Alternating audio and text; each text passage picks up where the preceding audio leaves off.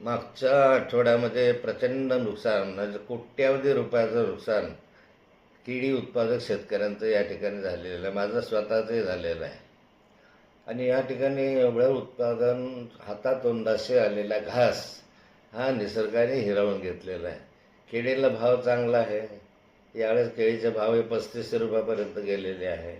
आणि अशा स्थितीत उद्या केळी कापायची आहे आणि आज आपली केळी वादळानं घेऊन गेली, उद्ध्वस्त केली. अशा स्थितीत शेतकरी फार मोठा नाउमेद झालेला आहे. तर त्याचं जीवनच उद्ध्वस्त झालेलं आहे. आणि एवढं सर्व संकट शेतकऱ्यावर आहे. शेतकऱ्याची सगळी जमीन भुईसपाट झालेली आहे.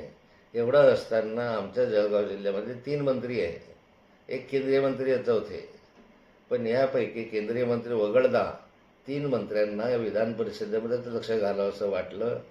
त्या ठिकाणी घोडे बाजारामध्येच त्यांना अधिक महत्त्व द्यावं असं वाटलं. एकही मंत्र्यांनी आतापर्यंत या उद्ध्वस्त झालेल्या शेतकऱ्यांचे अश्रू पुसायला आलेला नाही, एक्सेप्ट रक्षा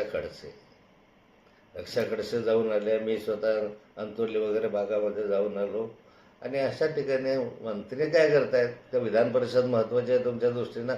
का विधान परिषदेमध्ये इतकं तुमचा रस आहे की शेतकऱ्याकडे ठार मेला, त्याचं कोट्यवधीचं नुकसान झालं, संसार त्याचा उद्ध्वस्त झाला, पण त्याला मदतीची घोषणा नाही, त्याला या ठिकाणी अश्रू पुसायला कोणी मंत्री आलेला नाही.